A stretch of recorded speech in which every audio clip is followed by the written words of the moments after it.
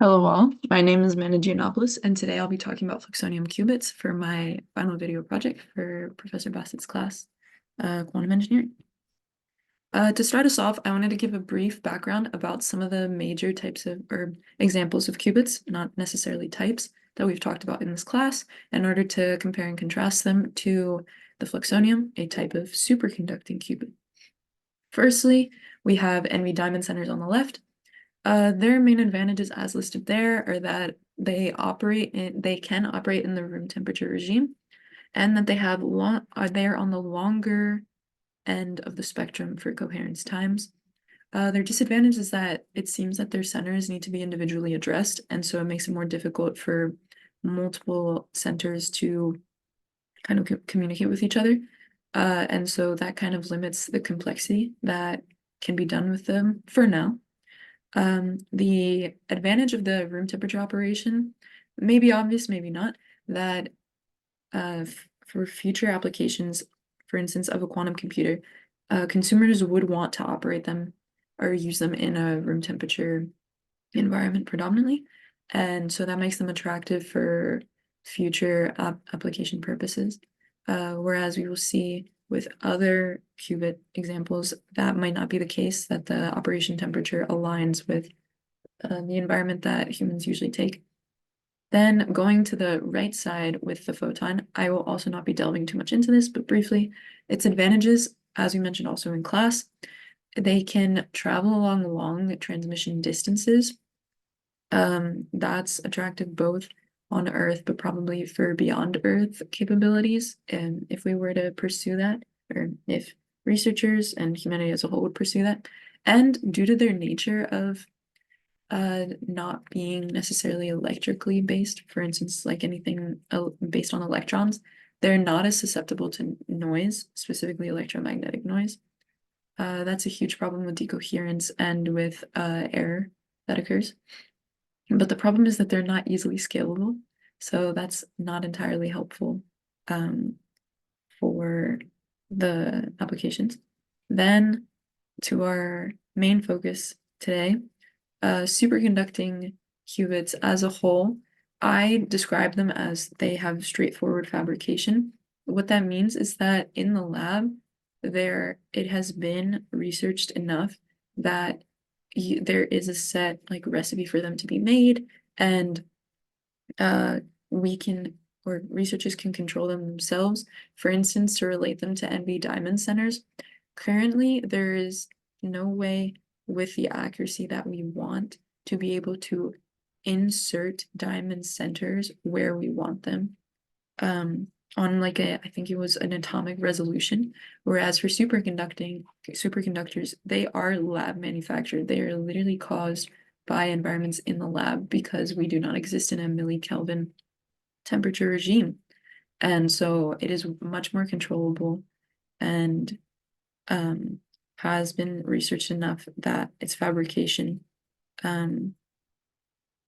is more widely known.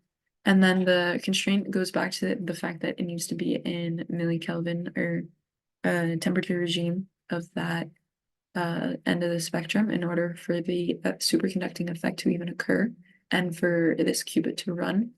That poses a threat later on down the line for applications such as building a quantum computer with them as the basis, because a good portion of the device itself will go to keeping it cooled to the operating temperature that it needs. And that makes it more research intensive. And so it will need to overcome that by being the trade-off being that it will work to a certain extent to compensate for that. And so now on to the stars of our show. Specifically, I will talk about transmons and fluxoniums. I group them together because they're often talked about together.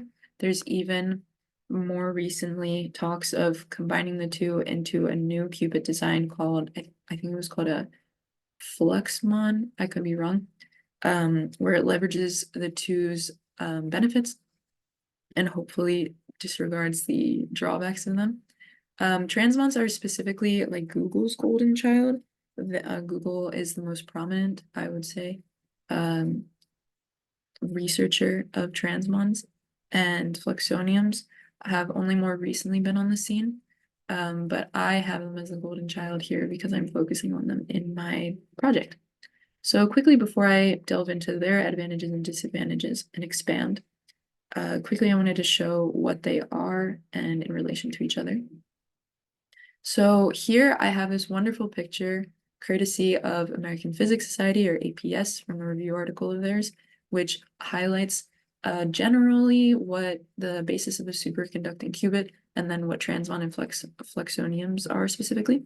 So going from left to right, on the left, there is a picture of a typical Cooper pair box.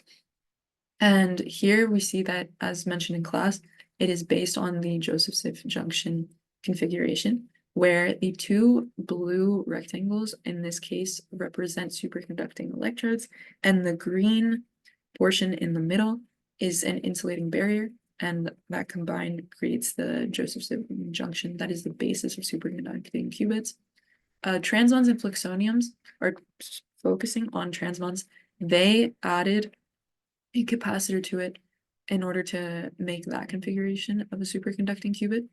And I'll delve more into benefits, drawbacks of that on the next slide. Whereas fluxonium, they've added an inductor instead of a capacitor. And then briefly talking about the fluxmon that I mentioned last slide. The combination of the two in terms of what that configuration looks like, it would be, I'm pretty sure, a capacitor and an inductor together into one qubit configuration. And so I can also briefly touch on that, but we can see what benefits and drawbacks the transmon and fluxonium has, and then talk about how combined also what that would look like. So then now delving more into the transmon and fluxonium themselves. So transmon, more briefly than what I will say about fluxonium. It's simpler and thus more easy to scale than the fluxonium. This is because of the capacitor configuration compared to the fluxonium, which is inductor based. And however, the trade-off for simplicity and scalability is that in comparison to the fluxonium, it has lower control capabilities. And here I talked about in terms of tunability. I'll go more into it with fluxoniums. And also in comparison to fluxoniums, the transmons are more sensitive to flux noise, thus causing potentially more errors, decoherence later on down the road. Fluxoniums themselves, their biggest advantage over transmon specifically, the high tunability, that is related to control, in this case of anharmonicity and transition frequency. Delving more into those topics for right now. Anharmonicity, we also discussed in class, is exactly the opposite of what we think of, for instance, with the harmonic oscillator, where in that configuration, the energy states are evenly spaced. However, that is unattractive for qubits because we want to limit the states that, for instance, an electron could be in, because then with a specific influx of energy, it could cause concurrent energy level transitions, unless you lose track of where the information is, what is happening, and it's not as easy to control. Whereas with anharmonicity, as we also discussed in class and for the most recent homework on superconducting qubits, that is when the energy differences between each of the states are different, and different enough that, for instance, going off of a two-level state qubit that we talked about in class, that means that the lowest two energy states, have such a vast difference with, for instance, the following energy state, that they're essentially kind of isolated, or it provides almost like this barrier, and there's no lower worry of the energy transition of, for instance, the electron to any other energy states. And since the spacings of the energy levels is tunable, hence the tunability of anharmonicity. In addition, the transition frequency from these energy states is also tunable, which is very attractive. And also fluxonium itself, because of the configuration using the inductor, it has lower sensitivity to flux noise. Implicitly, flux noise is magnetic flux noise. This is due, I don't fully understand it, admittedly, but it is due to a sweet spot where at a specific, I believe it was operating frequency, there's a sweet spot in the where the effect of magnetic flux noise is suppressed. And transmons don't have this sweet spot and such, so as a result, they're more sensitive to flux noise. However, the disadvantages of fluxoniums is that they're more complex to design, fabricate, both as a device and also in experimental design. That is one of the main complaints, I guess, of fluxoniums. Maybe later on down the road, complexity will be relative and they'll be like, yeah, not that bad. But for now, that is especially in reference to transmons, that is the biggest complaint.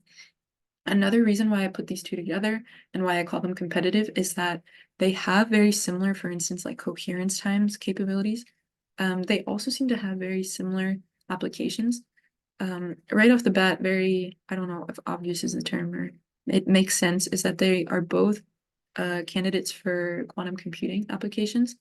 Fluxonium also, to focus on that, has the potential to be used in quantum error correction because of this tunability and the low sensitivity to flux noise. They believe that it could be used to protect from error.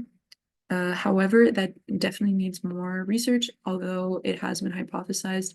I don't know if it can be said with certainty whether it's something worth pursuing long term or if there are others that are better. But for now, there is the potential, and I will delve more into also how MIT said that it looks like there is potential for now. So briefly, a small history of fluxonium.